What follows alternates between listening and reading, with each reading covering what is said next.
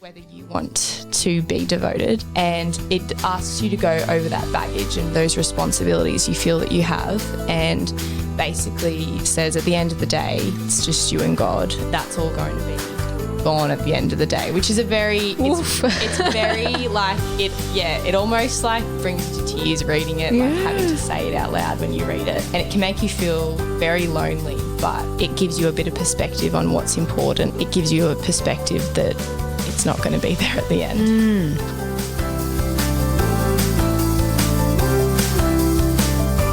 Hello and welcome to this week's episode of Living Fullness. I'm Stina Constantine, and joining me on the podcast today is my co-host Elise Drum. Each week you'll hear us have a chat about a range of topics from virtue to relationships, comments on cultural shifts and lessons that we learn as we go, and so we're so excited to have you here with us. So sit back and enjoy being part of a conversation with a couple of friends. How are you going today, Elise? I'm going well, thanks. How are you, Stina? That's the way. I'm doing well. What have you been up to? Just been doing a lot of uni work, getting back into sport for the year. So, yeah. Excellent. Yeah. We've not had you on the podcast in a while now. Like we had you as a guest back in the day. Yes. But yeah. You're a well-seasoned VM member nowadays. So it's nice to have you back here. Thanks. Glad to be back. Thanks for joining me with Padre pretty much disowning me this week. Yeah. It's nice having someone else here. So rude. He was going to be here, but he's been pulled away. Ministry's pulled him away elsewhere, which is okay. Hopefully we can manage without him. Yeah. Oh, we'll be fine. We'll be fine, surely. So topic of conversation today. We wanted to have a bit of a chat about the devout life and what the devout life is, how we can actually embrace a life of devotion, who to.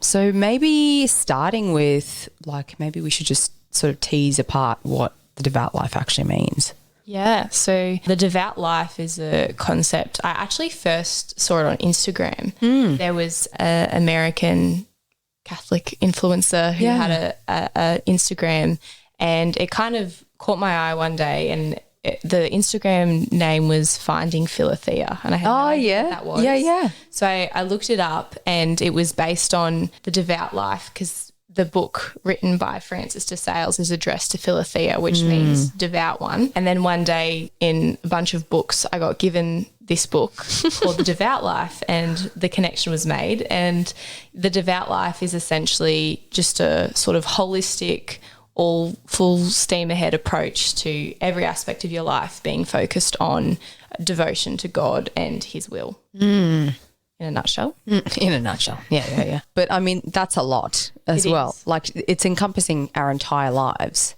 So who are we being devoted to? And then what does being devoted actually, what does that look like? What does it mean for our lives? Yeah. So devotion being to God and devotion to God. If you can put him first, everything else should fall into place behind him. And so I don't think you have to worry about, if you're devoted to God, about priorities not being correct, because if you're practicing it the best you can, I think everything should fall into place pretty well after that. Well, the first one was devoted. Who are we devoted to? But what is devotion? What does that even look like? And I guess you've already sort of started to describe that as ordering God first, putting God in our lives first, and everything else falls into place when God is first in our lives. Yeah. And I guess when we talk about, even as I say, ordering God first, that sounds very militant. It sounds very choleric. But what I'm saying is love God first. And it's intentional. It's, I think, the difference between devotion and just going along with what you've grown up with or what you're told to do. Devotion is the internal, aligning your will, even though it can be hard sometimes, is wanting to do it, not doing it because you have to, and then applying that practically without ordering God first and things like that. Yeah, absolutely. That then makes me think about baggage. It makes me think there's obviously stuff that we all carry and stuff that a lot of us have learnt to let go of, but still might carry some things. So it is almost a calling to look back on what some of those things are too, whether there's hang-ups or whether our faith journey has been one where we've opted in, whether it's our choice, or because that's just what family does. That's just what community does. So that's just what we do as opposed to a relationship that we're in.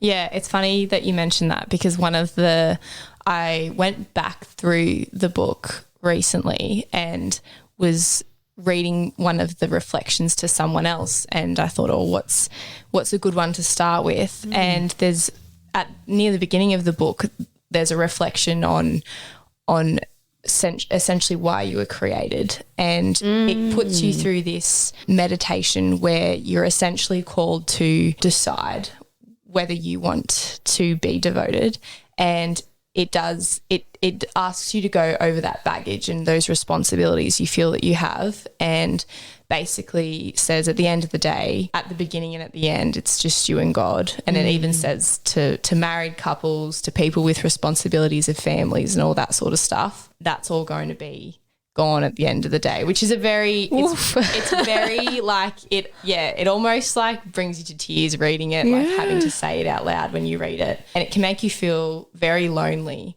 all of a sudden reading it.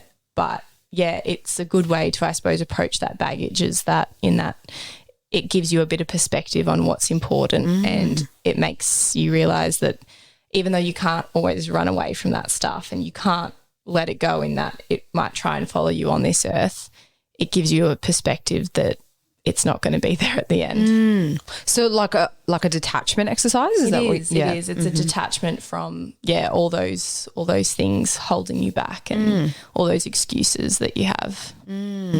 Yeah, wow, that's kind of powerful. So I guess then when we're talking about making a choice, choosing, because we were talking just before and you were saying that there's a particular part in the book that was almost like a fork in the road. You have to choose whether you proceed or not.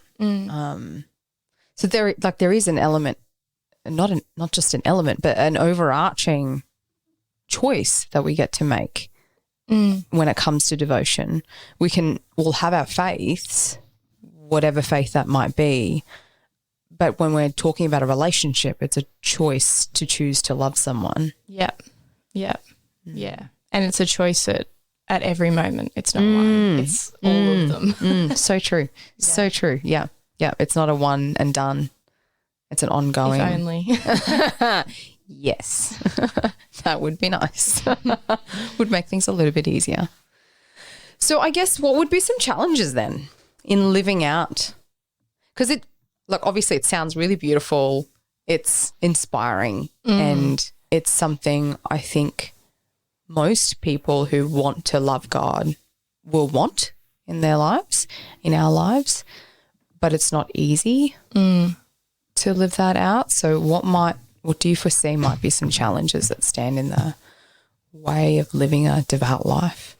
I think the biggest challenge is answered with virtue, but the biggest challenge is the balance. It's the balance between, you've got these things that seem good but can be conflicting at times, such as, standing up for justice and what's right, but also being humble and obeying superiors, which was one in the book that I was reading through that I kind of grappled with, because I was sort of like, there's authority put here on earth, but I see so many areas where the authority have proven themselves unreliable and wrong. Yeah. And so when, you have those conflicting, I suppose, duties, deciding how to do that is probably one of the trickiest things in the devotion, because most of us we're not made to sort of just be like, we're not made to be of the world, but we're made to be in it. And so we can't say, oh, well, I'm just going to chill out with God by myself in my house. Yeah. You have to. I mean, we could, but some people can do that, but a lot of us can't. And I think that's that is the hard part, is balancing and which I suppose prioritizing God first, but then prioritizing those duties after that. Yeah. So there's an ordering of even other things in our lives as well. It's not just, okay, now that we've put God first, everything else does fall into place, but there is a place that they fall into, and that there is an appropriate place that they should be. So even, talking about duty, even thinking about a mum, a mother of young children at home, well, her first duty is to be able to look after those children. It's not good enough to be able to say, well, I'm going to go and spend 3 hours in prayer. Well, hang on, who's supervising those children then? Yeah. So there is, both of those things are good. Spending time in prayer is good. Looking after the children is good, but there is an ordering that has to happen for it to be appropriate and actually good. Yeah. And just like there's not a one time commitment. It's a constant choice that you have to discern. Yeah. So I suppose discerning where where you're being called to apply the devout life in each decision is probably the constant obstacle. And what do you then think of? Like, if you have a challenge, what is something that people can think about to help them discern how to live this out? Yeah. I suppose stepping back when you're not certain is probably the best point of call sometimes. If you, not all situations give you that opportunity, but if there is an opportunity to step back and not act straight away and decide, that can always be a good point of call. And a strong encouragement from Francis is to go to that authority or that other person or that spiritual director or that person you trust and ask their advice, and not think that even though you've been told basically at the end of the day it's you and God, most of us aren't alone. Most of us do have other people we can bounce off and get advice from, and sometimes they will help reaffirm what you already thought, and sometimes they'll just offer that new perspective. So you're still not totally alone. No. And it's interesting too, because I'm thinking about what Padre likes to repeat all the time. It's terrible. He's not here and his voice is still here. He likes to be able to repeat that no man is an island. And we're not called into that either. Like, we're not called into a space of loving God and dismiss all of humanity. Like, we've been called into loving God through Christ and our brothers and sisters.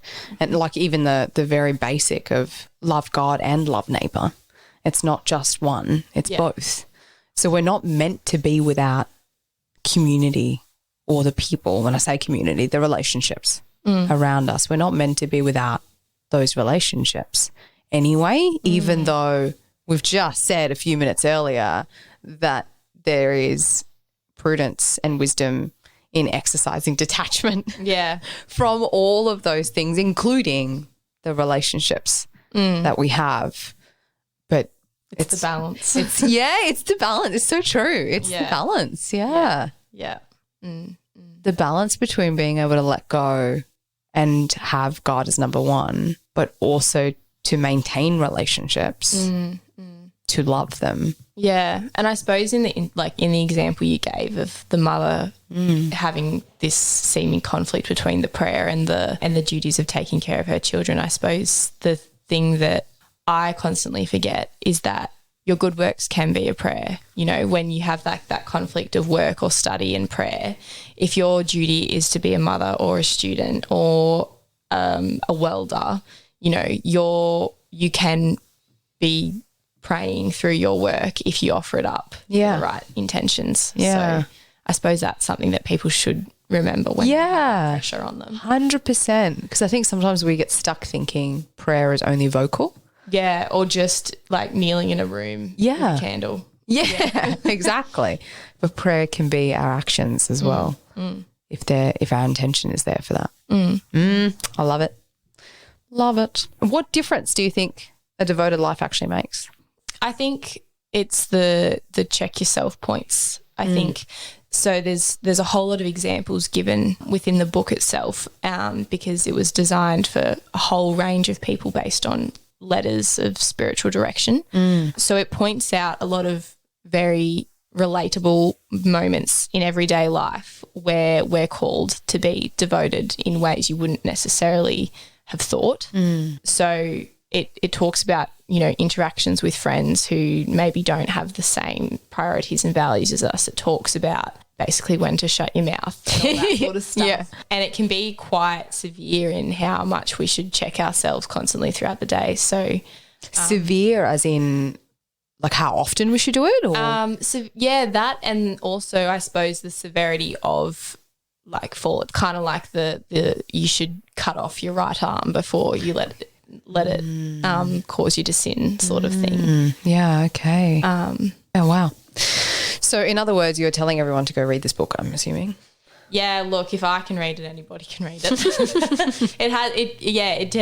It tells you to constantly check yourself throughout the day, and there'll be at least one or two things that you think, oh, that doesn't apply to me, or does he really mean that? Like, this was written in early 1600s, and you do need to exercise again that balance in applying it to everyday life. But yeah, just taking the message on for what it is, just sort of reveal to you something that you've been slack on that you didn't realise. Yeah.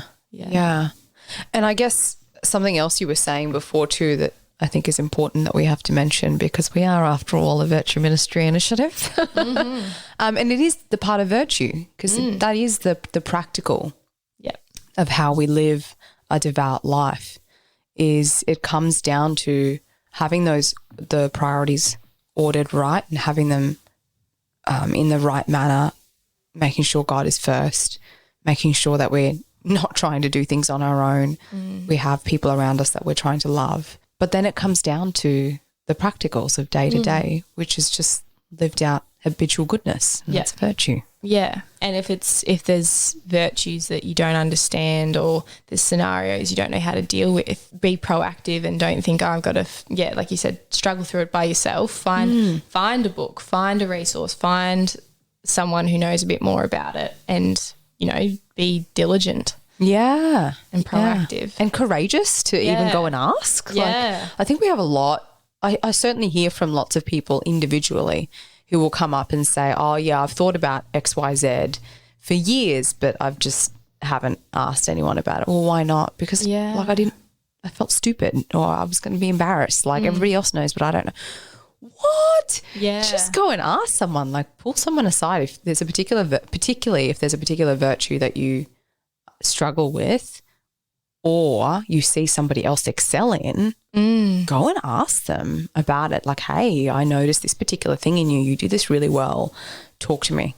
Talk to me about what that is in you. Talk to me about how you cultivated that.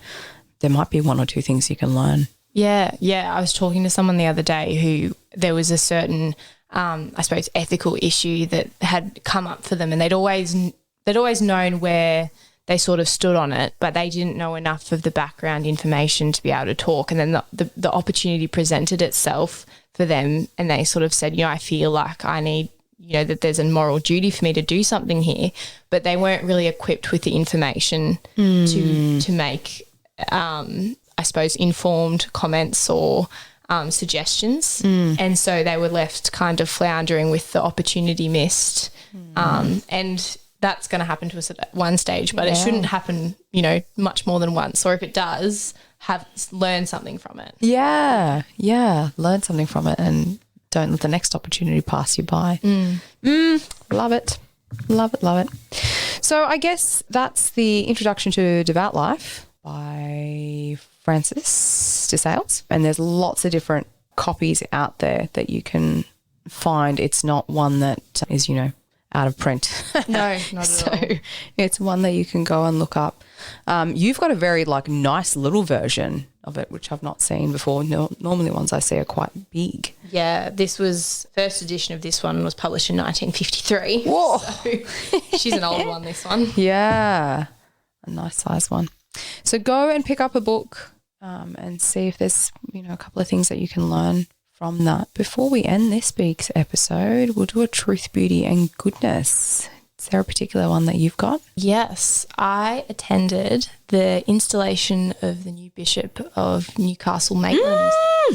Awesome. Yeah. And it was a beautiful, beautiful ceremony, beautiful thing to be a witness to. And it was such a beautiful moment, not for the big grandeur of it, but to sit there and see. It was kind of symbolic being on St. Patrick's Day and him being from a very Irish Catholic family and seeing them all sitting there so proud of him up there. And it was just a beautiful thing to sort of see the fruits of a good, faithful family, and how far they can come and how many people they can affect just through, living their faith and being such a beautiful family. So that was, amazing to see. Oh, that was Bishop Kennedy. Yes. He was one of ours until he was stolen from us.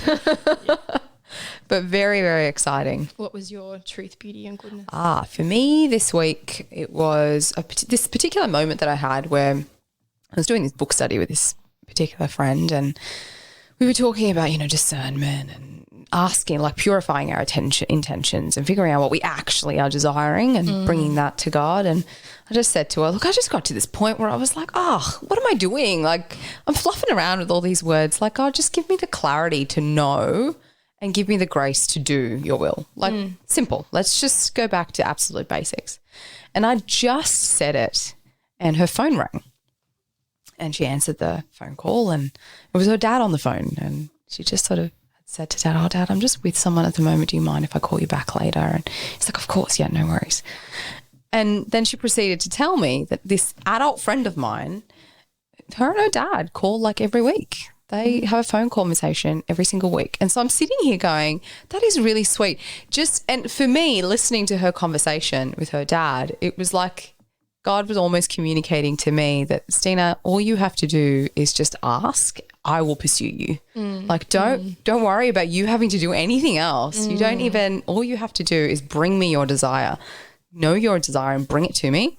I will pursue you. Yeah. So it was just this little beautiful counter and witness in this friend. And she had no idea. She's like, she didn't know that something was happening for me as she's answering a phone call with her dad. Like, but yeah, it was one of those moments. So. Oh, lovely. Yeah. Really, really lovely. Well, thank you everyone for joining us for another week on this podcast, on the Living Fullness podcast. Thanks, Emily.